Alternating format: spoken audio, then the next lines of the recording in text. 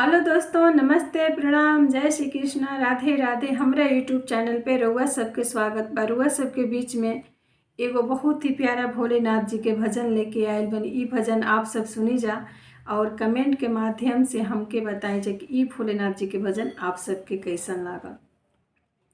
रिम झिम बरसेला बदरिया, चुए भोला तोहरी पलनियाना।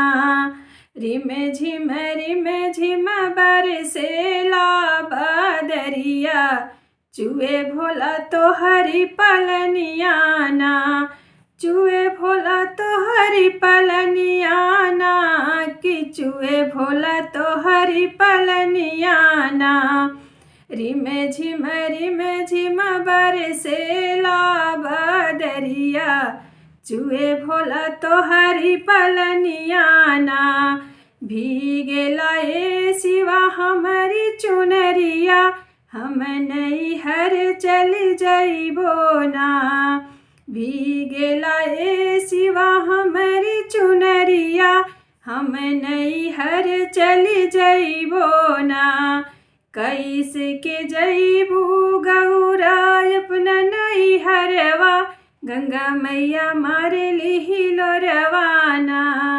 कैसे के जइबू गौरा अपना नैहरवा, गंगा मैया मारे लिहिलो रवाना।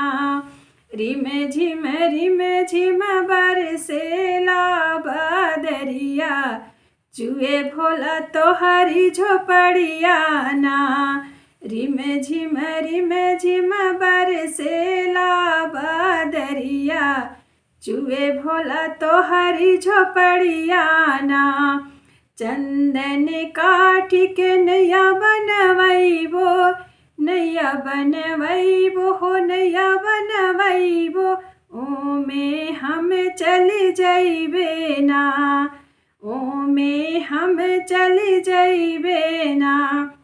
रिम झिम बरसेला बदरिया, चुए भोला तोहरी मड़ैयाना। रिम झिम बरसेला बदरिया, चुए भोला तोहरी झोपड़ियाना। टूटी जइहे नैया हो डूबी जइबू गौरा, टूटी जइहे नैया हो डूबी जइबू गौरा, गंगा मैया मारे लिहिलो रवाना। कि गंगा मैया मारे लिहिलो रवाना। रिम झिम बरसेला हो बदरिया, चुए भोला तोहरी झोपड़ियाना। रिम झिम बरसेला हो बदरिया, चुए भोला तोहरी झोपड़ियाना।